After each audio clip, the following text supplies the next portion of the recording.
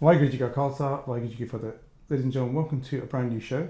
It's called Sikh Treasures, and it's going to take us through some journeys. And a couple of people have been on a fantastic journey recently, back in November 2017, on my wonderful guests this time around.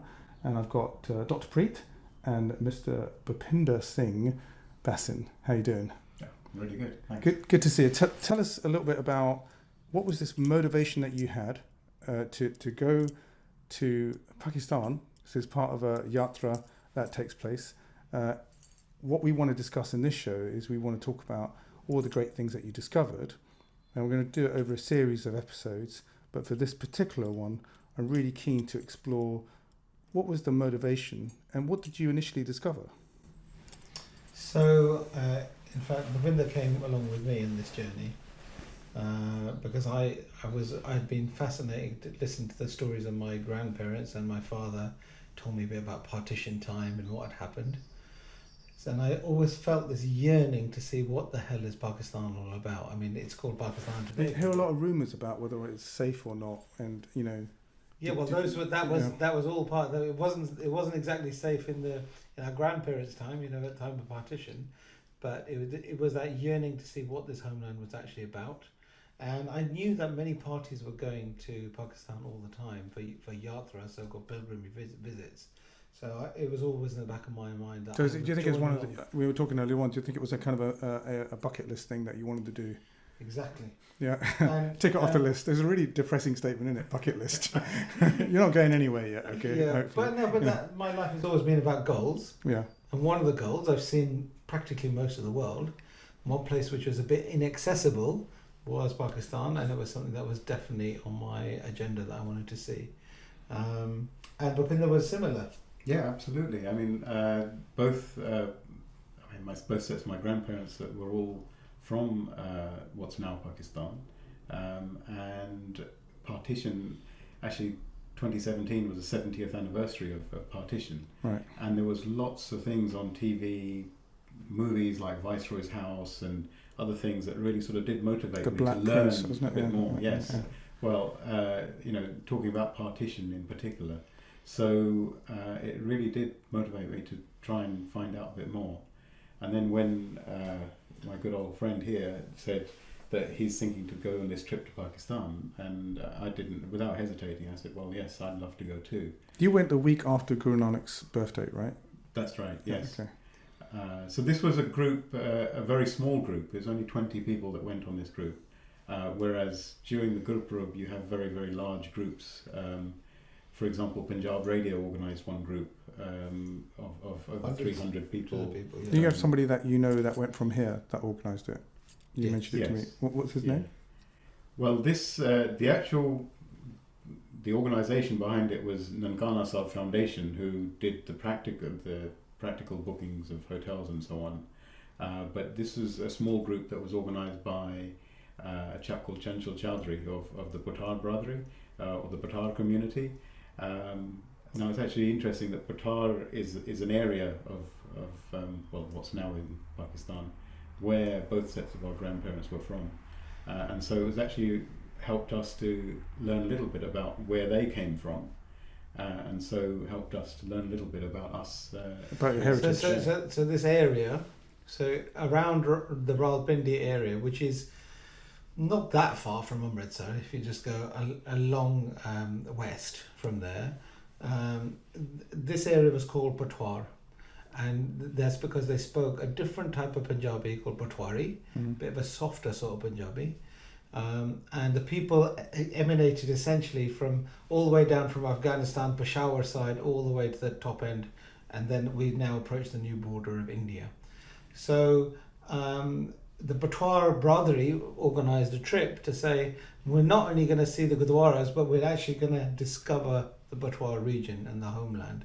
And that's why it was actually a double incentive for me. So is that a really big area? I mean, what does it encompass now if you were to go there? I mean, obviously that's been, that country now, Pakistan is like reformulated, it's got different states. It's got the capital, without looking at a map, but obviously the capital of Pakistan, Islamabad, it's Yeah. that whole region, Okay. all the way down to practically Lahore, isn't it? It's a Right. huge area. Mhm. Jhelum River on one side, I think. I don't know the full. And but you were Except saying that like you it were saying might- about your. It was an interesting story, similar to me, isn't it? Like my mother born in Peshawar, my father born in Amritsar. Same with you as well, Yes, right? yeah. So, but then I think your parents moved to Amritsar before, didn't they? They were originally That's from right. that area Well, and then they moved. exactly, yeah. So,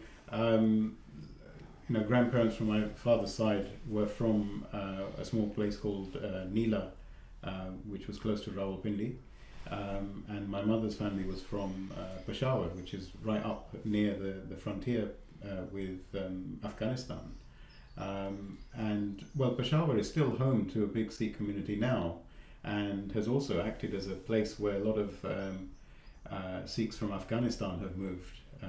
Obviously, we've seen lots of Sikhs from Afghanistan come to the UK following the problems there, but there's lots of them have obviously gone to Peshawar as well, where they had some sort of roots as well. And so that is an area, unfortunately, we were not, our visa did not allow us to go to Peshawar for various security reasons, but it would have been interesting to go there as well, because there is a good Sikh community there. So we determined that there was a motivation, there was a desire internally to go and discover more about your family, more about the heritage, more about what it probably was like, right? So you did a few things in terms of you followed the normal route, the gurdwaras that were planned out for you, but you also went off the beaten track and decided to hire a taxi and go to different places, go to some Correct. of your original places where your families actually lived, right? Mhm. What was the biggest kind of discovery on your part? Not putting the history aside, which we'll discuss that, later, but in terms of your personal journeys, were you, what was the aha moments that you had? Do you say, "Oh wow, I've seen this Well, house"? the That's biggest- where, The biggest aha, the first thing was the terrain. Mm. The terrain was nothing like I expected. I've been driven through the Punjab in India a million times, and you see these, great fertile fields of greenery everywhere. And actually, we did see some of that in Pakistan as well. But the terrain is more rocky and is mountainous. It's not huge mountains, but the huge mountains in the background, which is where you're talking about Himalayas. But this is the Eurasian plain. And the biggest thing about that terrain is how important that is to global history. So if you think about Buddhism and you think about the Greeks and you think about the Egyptians, you don't think about Pakistan. It's not the first thing that comes to your mind. But this is what we actually discovered, that the peoples, and we as Sikhs and all those generations down, we come from a very special bunch of people. These people were defending themselves against the Mongol invaders and all the different invaders coming from the Europe side, from the Russian side, and at the same time we've got the Chinese influence, because this Chinese Silk Route and all the traders and the Arabs and everything else. So it was very, very fascinating to understand that the oldest university in the world is in a place called Taxila, and that's a Buddhist university, and it's actually 100 miles away from where my great grandfather was born, even less. Do they know that because they've got like artifacts or museums and things that you can go Absolutely. to, or are there people that are quite knowledgeable? I know you got a tour guide, but Yeah. was in this These case are- these are- was he these- quite They're knowledgeable? World Heritage Sites. Are they? They are Okay. World Heritage, UNESCO, UNESCO yes. protected. Mm. Yeah. And actually, I think in this one valley called the Gandhara Valley, I think we've got a couple of pictures of it. Mm. In that one valley, they have discovered, and who discovered? The British. Since the British went, no one's doing any discovering, Okay. right? There are 20 civilizations. So that they are discovered it because they were doing archaeology, or they yeah, discovered? they're doing okay, right. archaeology. They were Right, doing archaeology. I mean, who would think that we've got Egyptian civilizations in Punjab? So when you This go to a is Punjab. museum there, Yeah. is a museum, do they not have like a Pakistani university that looks into stuff and they're keeping the museum up to date, or Indian Well, it was actually interesting. archaeologists coming in to the help. first point we went to was Taxila Museum, which is a very small building, clearly built by the British, but it was interesting that it was kept up. And while we were there was actually a Pakistani school group that had come to visit.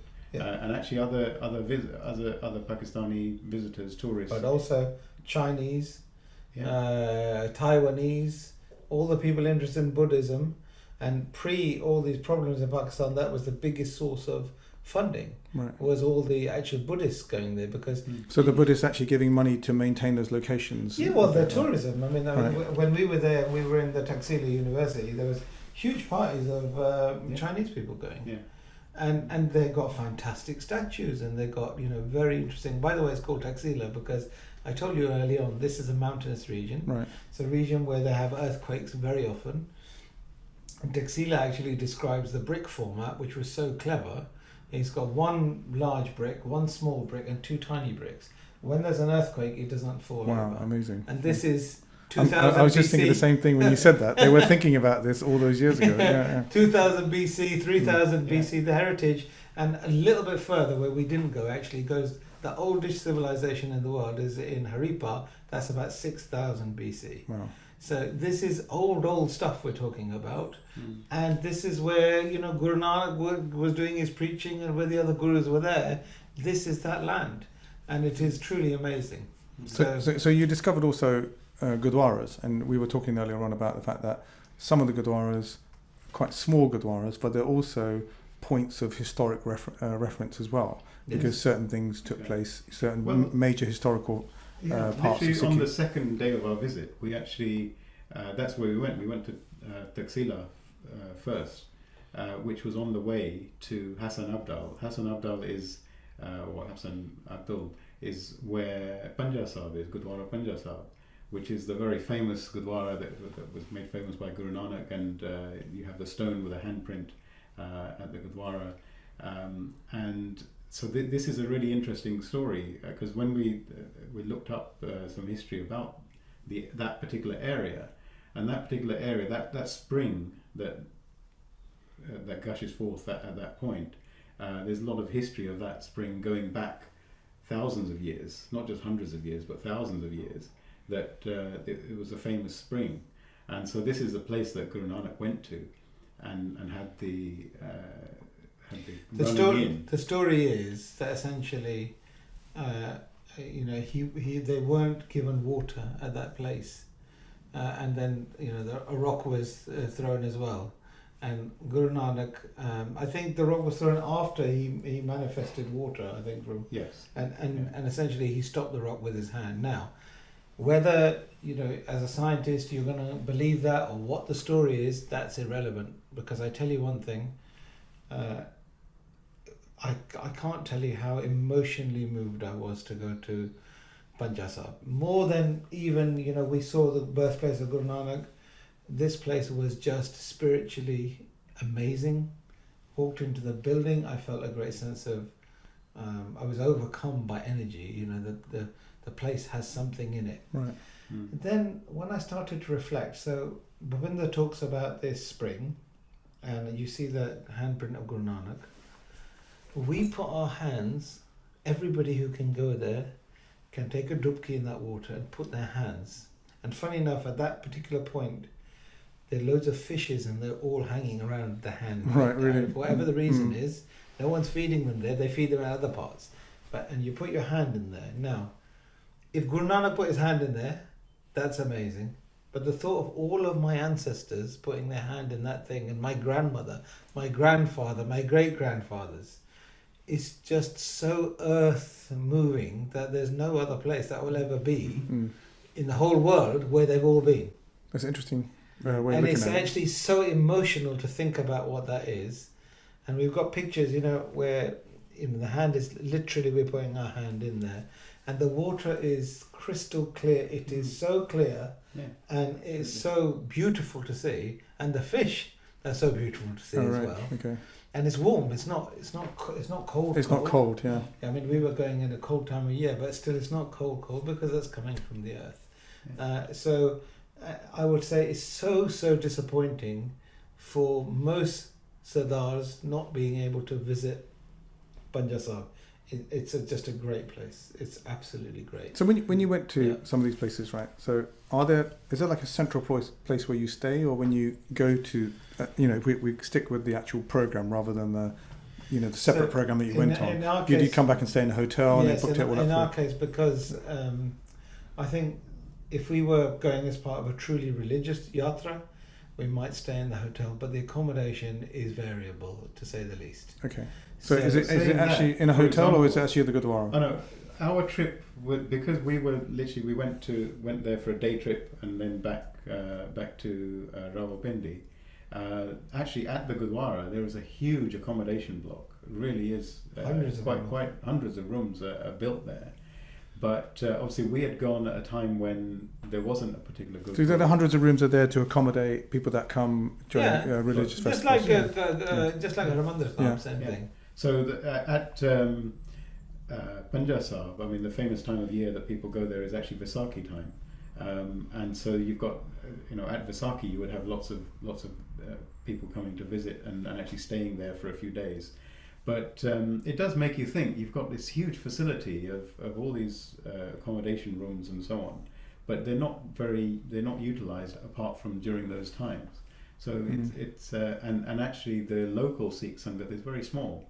It could be just a handful of families that actually live in that area and look after, and then most of them are involved in looking after the Gurdwara, many as volunteers, and so that it just does make you think that. And the architecture of that Gurdwara is just magnificent inside. Some to the outside a bit less so. It could have, because it doesn't have the same level of sangat and maintenance that the other places do. But Maharaja Ranjit Singh decorated that with like millions of mirrors and stuff. It's got It's beautiful. kind of a shiny finish to it. Yes, it's beautiful. Yeah, we are as we're talking. We are going to put some pictures up so that. It is absolutely fantastic. But the thing is, it is also what we can't tell you in a picture is how you feel when you go, the emotion that you get, and emotionally you feel a sense when you call it lost treasures. This is a treasure that is lost to majority of Sikhs, and also we all tend to think of Pakistan very negatively. And that's totally understandable. So I looked at some of your photos, and there are some security people there, right? Yeah. Are they there for? You made an interesting point. Are they to? Is there a protection thing going on here, or no? As far as we were told, they're there to protect us. Okay, all right. And actually, whether that's any use or not, I can't tell you. But another points, it's for our peace of mind. In one but how did you feel when you met some of the people there? I mean, we are going to talk separately about when you did go to some of the villages, right? But when you met somebody who was there at the Gurdwara, maybe somebody might be actually doing seva there, or somebody's actually doing the Hukamnama there. When you met some of the people there, or even some of the people that were just visiting, was it a really nice atmosphere? Were people quite respectful to each other? Absolutely, yeah. So, for example, it was one of the first few days of our trip going to Punja Sahib. So straight away, one member of our group said to the Gyani there, we met the Gyani there, he said, "Can I take Hukamnama?" So he just went along and took Hukamnama, and then later on they started a little bit of Kirtan, and then another member of our group said, "I'd like to sing a Shabad." So she was able to sing a Shabad there. Can you imagine going to Punja somewhere Sahib. like Harmandir Sahib where you can't even get 1 minute to do Ardas? These places, this is what we're talking about. We're not talking about any second-rate Gurdwaras. We're talking about, these are just the most important, preeminent places, and we've completely lost them. And that's why they're desperate. In fact, if you can go there and you can participate. So when you say lost, what do you mean by? Do you mean by lost the fact that we've lost the opportunity to visit them ad hoc, or lost because the fact that we don't have control on it? No, but I think people have forgot. They don't know. Who knows the story about who really? When you think about big Gurdwaras these days, I don't think this generation ever would mention Punja Sahib. Yes, my grandmother would. My father might. So it's a lost treasure, not only from a knowledge perspective, but also from an experiential perspective. Correct, right? because the barriers to entry. I mean, I was talking to my sister-in-law the other day, and she was saying that if you're in India, you can't even dream about getting a visa. It's such a lot of work, and then could she go to the United States after having an Indian passport with a Pakistani visa? Right. That was on her mind. So she said, it's all very well you say. Yeah, people would worry about that, wouldn't they? Because if they do go to the US, they say, where have you been? The funny thing is, what are you doing over there? I did go to the US very soon after that trip, but no problem whatsoever. Okay. They're not interested in flicking through your passport to see where you've been. But it is a thought that runs through your mind. Of course it is. Right. But at the end of the day, Okay, so for us, it was relatively easy to get a visa. But like you were saying, if you're, for example, living in India, and I think you can only get a visa during Vaisakhi and Guru Nanak Dev Ji's Gurpurab. So the rest of the time you just can't can't get over the border. Yeah? Well, Tough. I'm For not business- sure for because business, I've not found out because I didn't have to. But basically, it's not easy, right? So Yeah. it wouldn't be Yes, it's kind a of walk in rigmarole. and get it stamped. You'd Yeah, have to go that's right. through some process. Yeah. So this has been really interesting. Definitely, I'm quite kind of personally motivated to go myself. Yeah. To experience that aha, but also, like you said, the lost treasures are not only from a perspective of the experiential, and that's emotional too. But I suppose when you're there, you do learn a lot more as well. Mhm. It's like when you go on one of these trips, they give you so much information. I've been to Egypt, and then you come back to I can just about remember all this stuff, unless you've got a guidebook or something. But if you're genuinely interested in the subject, they normally say that with the subject. If you're interested and it's topped up with even more knowledge, it kind of enhances it even more. It kind of means more to you, and you're likely to remember it more. Okay, so unfortunately, that's it for this particular episode. We hope you enjoyed it. Okay, wonderful to meet Dr. Pri and Bhupinder, and we will return to this subject in the future. We will discuss together our experiences about Gurdwaras, and also, more importantly, we will do a show on actually going back to where your family were and how that felt, especially meeting people that actually knew some of your original people that used to live there, your family, etc. We look forward to seeing you next time. Waheguru Ji Ka Khalsa, Waheguru Ji Ki Fateh.